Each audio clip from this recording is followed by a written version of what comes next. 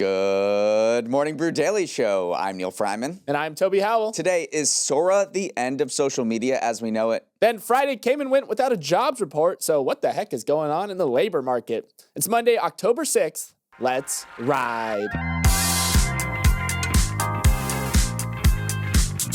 Good morning and welcome back to the week. A big week for people who spent 50 years in a dark lab researching a single topic. The Nobel Prizes are going to be announced starting today, beginning with the Medicine Prize this morning, followed by Physics on Tuesday, Chemistry, Literature, then the Nobel Peace Prize on Friday. As for economists, they have to wait until next Monday to find out who will take home the prestigious award in their field. So some quick history. The first Nobel Prizes were presented in 1901, and they were awarded in medicine, physics, chemistry, literature, and peace. And it wasn't until 1968 that the sixth prize was created in economics by Sweden's central bank. And it's funny because Nobel purists say that the economics prize is not technically a Nobel Prize because it wasn't created by the man himself. However, it's presented together with the others, so other people lump it in. Classic economists always being lumped in with the real sciences and making people mad in the process. Congrats to everyone who is nominated and, of course, the winners. But I do think it's funny that economics kind of got shoehorned in there.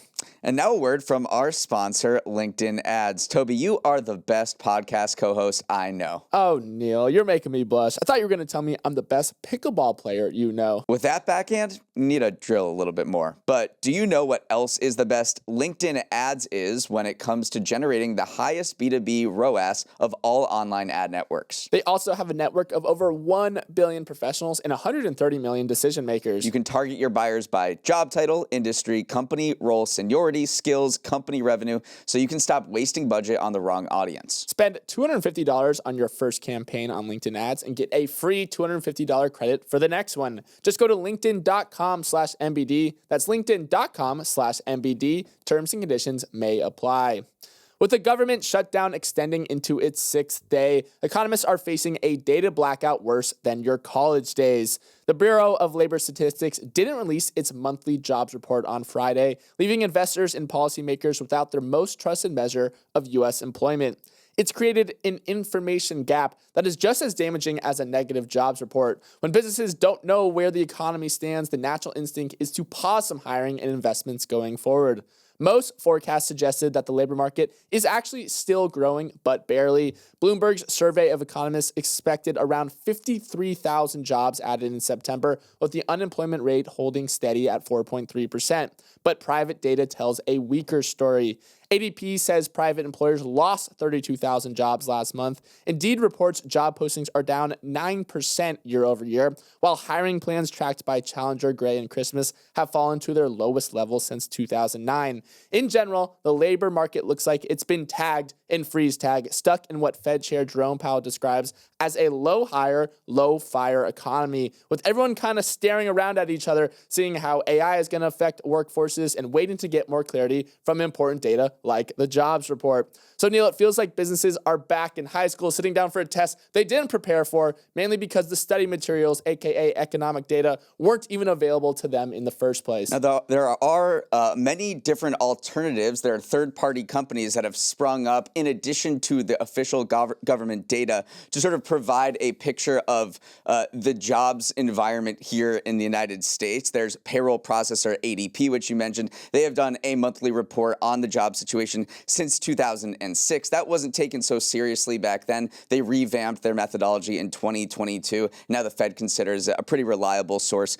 of data. There's the job posting site Indeed. There's this newcomer called Revelio Labs. There are 401k plans that Vanguard has used to gauge, whether people are switching jobs because they're adding a new 401k plan that indicates that they have a new employment. Bank of America tracks its customers' cards use for insight. So there's a mosaic of different data providers that have emerged as a complement to the government official data.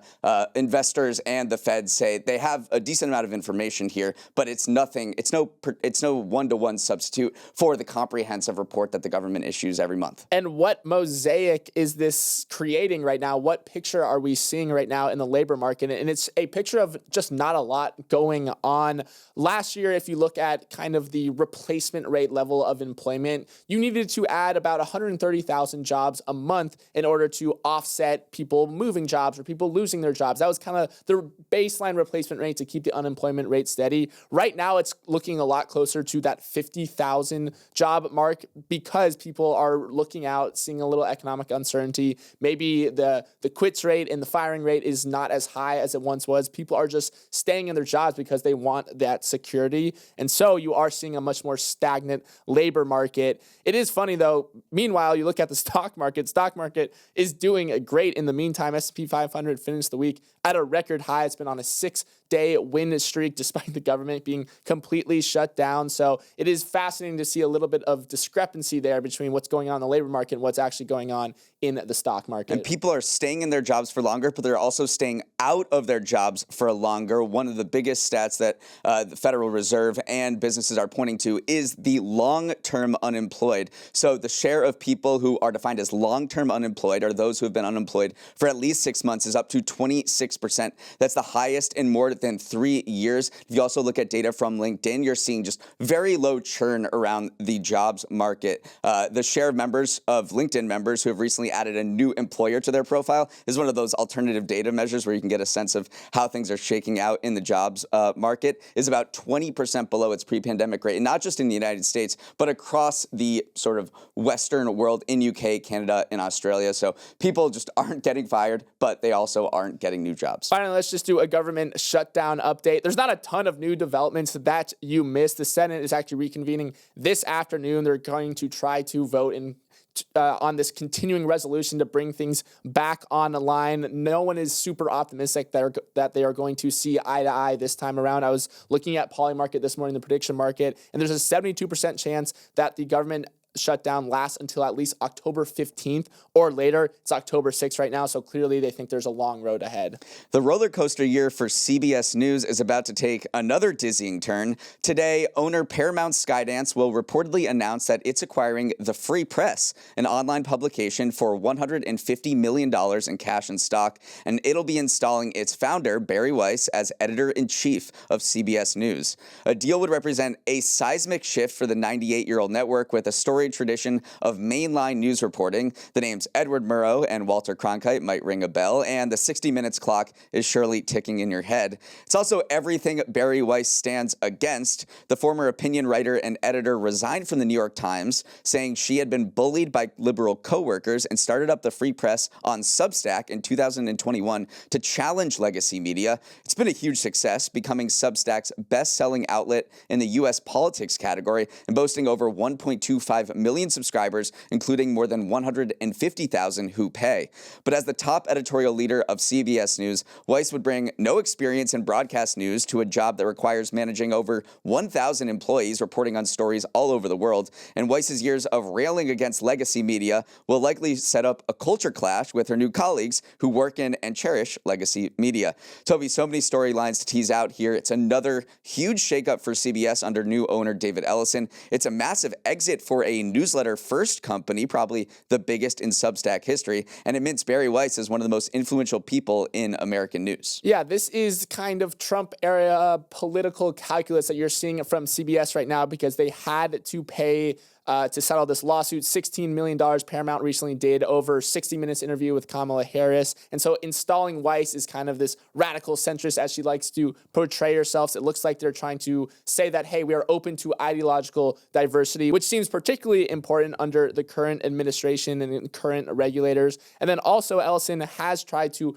rebrand CBS a little bit too, saying that, hey, we want to have credibility with, a lot of audiences right now. We want to, cater to the 70% of people he says are center left or center right now. And then the final thing too is that it makes a lot of sense to kind of dive into this Substack era of journalism right now. We are seeing Substack minting very, very influential in people with large audiences right now. And if you are a legacy media brand and you want to tap into a new audience, why not go after one of the biggest Substacks on the platform? Why not go after Barry Weiss, who clearly has that digital native audience? It does show how the balance of power has shifted a little bit from legacy media like CBS News, which, our parents' generation can't imagine news without, to maybe more our generation or Gen Z that would maybe get their news more from podcasts or, say, a Substack like Barry Barry Weiss's, which is reportedly pulling in $15 million in revenue just 4 years into its existence. CBS News has really two shows that it hangs its hat on. One is obviously 60 Minutes. 60 Minutes just had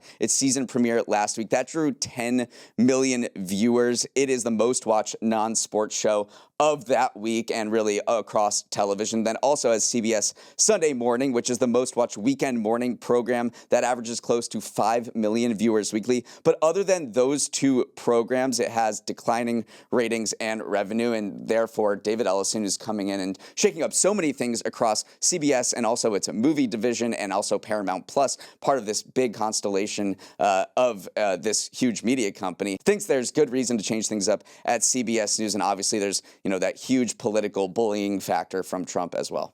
Welcome to Winners of the Weekend, the segment where Toby and I pick two things that scored all the free samples at the farmer's market. I won the pre-show pumpkin carving contest, so I get to go first. And my winner is AI Slop.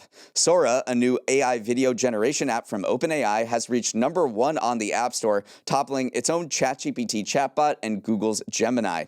The reaction has been intense, and Sora has been called a lot of different things, from a serious TikTok competitor to the future of social media to the end of our understanding of reality. It lets users create short videos by typing in a prompt, and the AI will spit out a hyper-realistic clip, which you can share and consume on a TikTok-like feed. You can even include yourself in these videos by scanning your face to appear as an avatar. Many have criticized Sora as exacerbating the problem of AI slop, or mindless AI-generated media that hijacks people's brains but doesn't serve any purpose or contribute to the world. The Financial Times compared it to ultra-processed food, dopamine-dense, with at best negligible information value, and at worst corrosively negative. Still, it seems that, at least for now, enough people want this. Sora is currently invite-only, but still managed to hit #1 on the App Store, and invite codes have been selling on eBay for up to $45. Plus, OpenAI isn't the only one leaning into AI social media. Meta just released a new feature to its AI app called Vibes that allows people to create and share AI videos.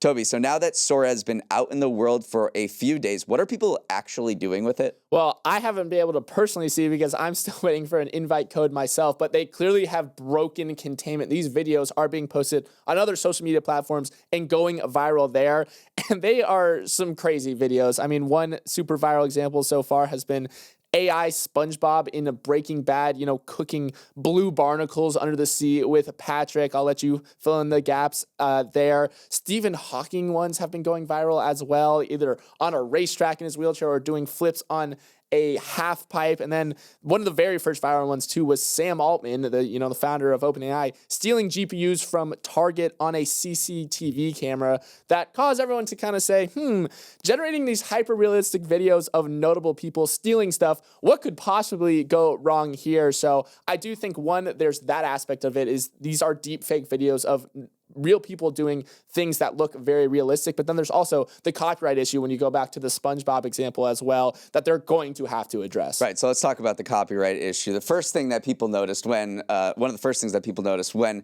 Sora came out was this is just a huge litigation waiting to happen, because it was allowing users to create a bunch of copyrighted IP. You mentioned SpongeBob, and they were also creating Disney characters. Disney is a very quick to sue over it to protect its copyright. And initially, OpenAI had this policy that was you need to opt out. Rights holders need to opt out. So if you see your character, if you're Paramount and you see a bunch of Nickelodeon characters on there, you actually need to file a complaint with OpenAI to get that taken down. So it was a ask forgiveness, not permission situation. In recent days, OpenAI Sam Altman has come out saying, yeah, actually we don't have enough lawyers for all the copyright lawsuits that we're about to get. So we're changing it to be a little more protective of rights holders. But, still, it looks like, there's going to be so many lawsuits, because it still seems like, despite the changes that OpenAI is making, there's a bunch of copyrighted IP flowing around this platform. And then finally, just the economics of Sora don't necessarily make a lot of sense yet, because these videos take a ton of compute to produce, and the vast majority of them are not going to be viral, and they're certainly not going to be revenue producing. So what are you doing? You're just sinking a black hole of compute into this app right now that has no real monetization strategy going forward.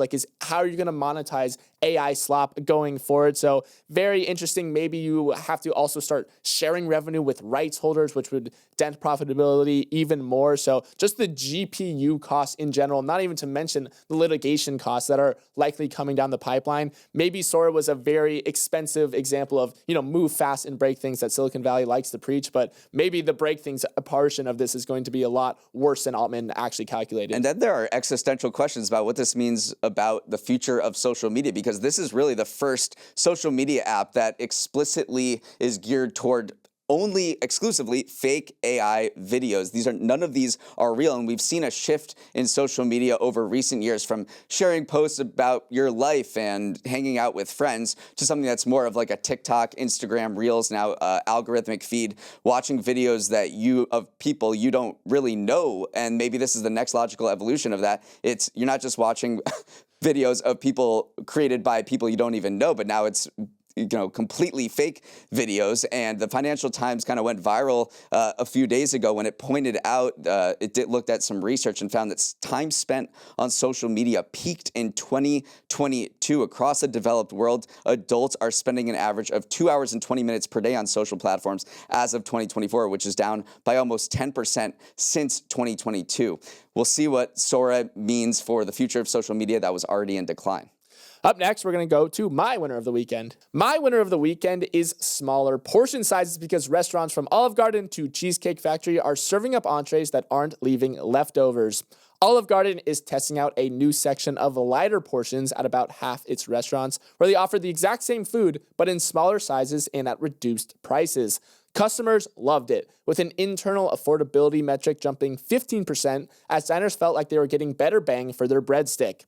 It's a sentiment that other diners are sharing too, with the National Restaurant Association's annual survey finding that 74% of customers say they want smaller portions. Part of the shift comes from a change in eating habits. 64% of customers say that they are replacing 3 traditional meals with more snacks during the day.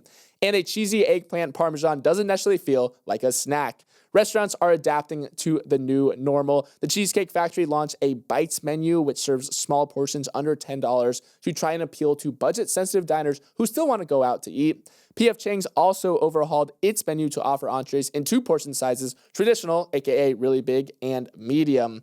Neal, it's part of this larger shift in the American eater post-COVID, where more people are grazing throughout the day, eating solo, and generally looking to avoid these massive sit-down feasts. We've become a nation of birds. And there's this bar that me and you used to go to, Clinton Hall. I don't know if you noticed, in April, they introduced something called a teeny weeny mini meal. And for $8, you get a bite-sized burger and fries paired with a miniature beer, margarita, or wine. And something you didn't necessarily mention is perhaps why these restaurants are offering lighter portions, and that is GLP-1s. The guy who owns Clinton Hall said that everyone he knew was on GLP-1s like Ozempic or Wegovy, and so that is another reason why he said, well, we need just to make our portions smaller because my friends who are on this aren't eating as much, and 8 to 10% of Americans are now taking GLP-1s, according to a survey from PricewaterhouseCoopers back in October 2024. So there's a lot of different trends influencing restaurant menus here, and it just seems so,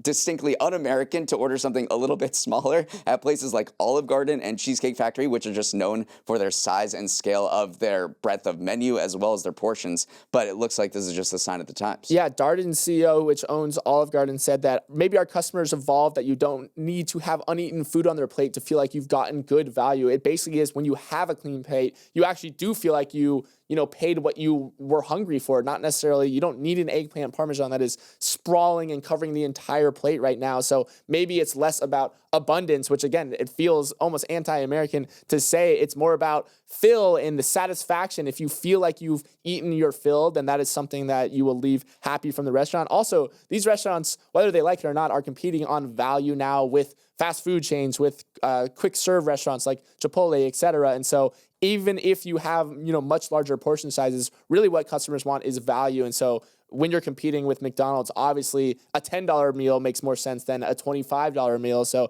fascinating how this has just become the de facto norm. Like every big sit-down chain that you used to go to with just overwhelming portion sizes, now you can also find a subsection of the menu saying like, hey, if you want something a little lighter, this is the section for you. They have a word for that, and that is called the kids menu.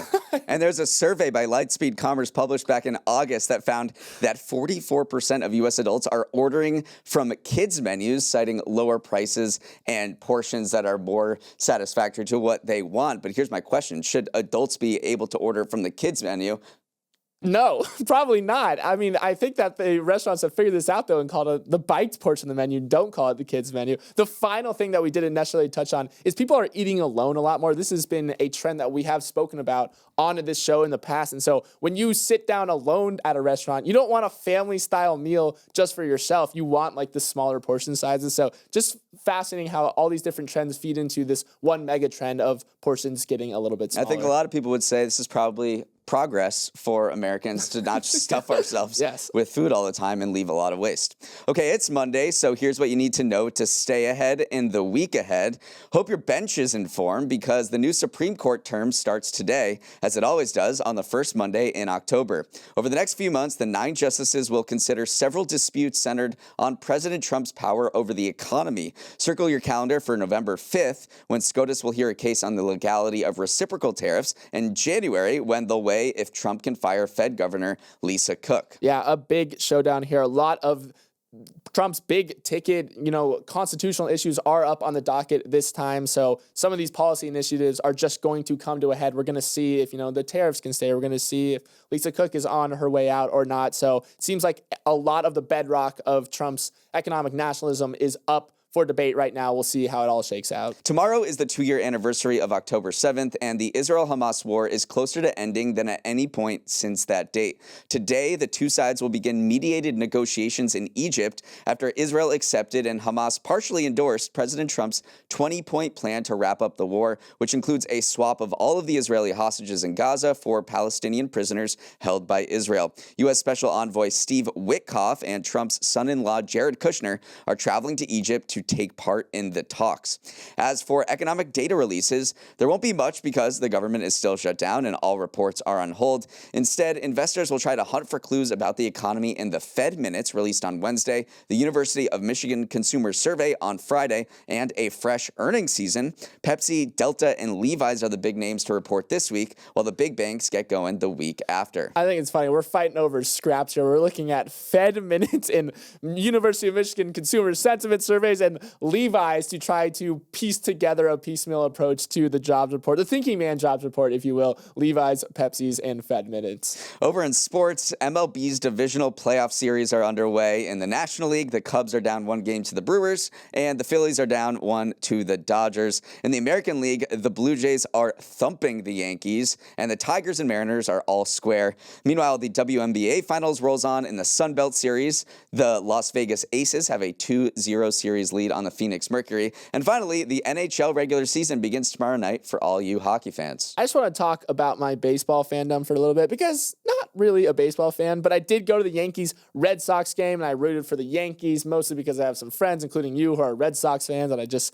like to be different. And it turned out well in that series. But then the moment I became a Yankees fan, they have just gotten the doors blown off them by the Blue Jays. So I am a jinx. I will admit it. If you want your team to, or if you want your opponents to lose, feed them me. Send me an email saying which team you want me to root for. I will root for them, and they will lose going forward. So the reverse Toby jinx is back. All right, that is all the time we have. Thanks so much for starting your morning with us, and have a wonderful start to the week. If you have any feedback on today's episode, send a note to morningbrewdaily@morningbrew.com. Let's roll the credits. Emily Milliron is our executive producer. Raymond Liu is our producer. Our associate producers are Olivia Graham and Olivia Lake. Hair and makeup is waiting for that Nobel Prize call. Devin Emery is our president, and our show is a production of Morning Brew. Great show today, Neal. Let's run it back tomorrow.